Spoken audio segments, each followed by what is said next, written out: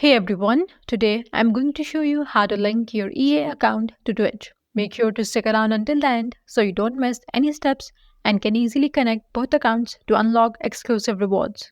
First things first, open your preferred web browser on your computer or phone and go to official EA website by typing ea.com into the address bar. Now click on this first website and once you're on a page like this, look at the top right corner of the page and you will find the profile icon. Click on it. Now from these given two options, click on sign in and once you're logged in, the page will refresh, bringing you back to the EA homepage. After logging in, click on profile icon again. Now this time, select account settings from the drop-down menu and you will be taken to a new page where you can manage your EA account information. On the left-hand side of the account settings page, you will see several options. So scroll down the menu until you find connections. Click on it. Now this will bring you to a list of platforms that you can link with your EA account.